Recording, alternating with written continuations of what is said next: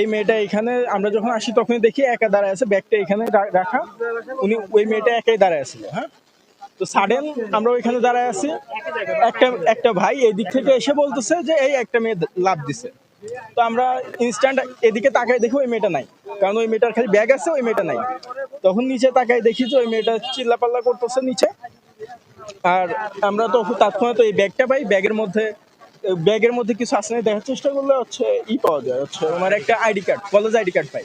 আমি আমার ফ্রেন্ড ওই লোক নিচে তাকায় দেখি যে ওই মেয়েটা চিল্লাচিল্লি করতেছে আর স্রোতে ভেসে যাচ্ছে। পরে সাথে সাথে আমি 999-এ ফোন দিয়ে আমার বন্ধু হচ্ছে ব্যাগটা চেক করার পর হচ্ছে একটা নাম্বার পায়, ওই নাম্বারে কল দেওয়া হয়, ওনার শাশুড়ি মেবি ধরে।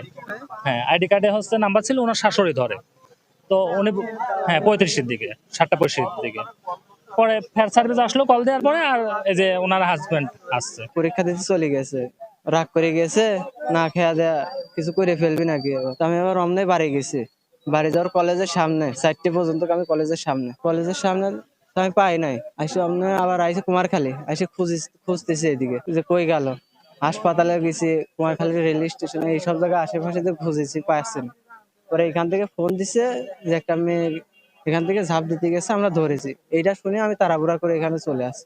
আমার ওয়াইফ ফাতেমা শর্মিলা, কাঠের শর্মিলা গায়ে আসছিল। কি জন্য আসছিল জানেন? ও যাওয়ার কথা পরীক্ষা ব্যাগ ছিল, কার্ড ছিল ব্যাগে, কলেজের আইডি কার্ড ছিল। ওইটা দেখে ওর নাম্বারে ফোন দেয়, ওর ফোনটার বাড়িতে রয়েছে। কুষ্টিয়া সরকারি কলেজে ইন্টার থার্ড ইয়ারে ফিজিক্স নিয়ে পড়াশোনা। দেশ জুড়ে যে কোনো কেনাকাটায় 10,000 টাকার বেশি অফার, তাই পেমেন্ট মানেই বিকাশ। 999 এটা কল আসছে যে একজন লোক, একজন মহিলা নদীতে ঝাঁপ দিছে। তাৎক্ষণিক ফায়ার সার্ভিস এবং আমাদের পুলিশ দল আসছে।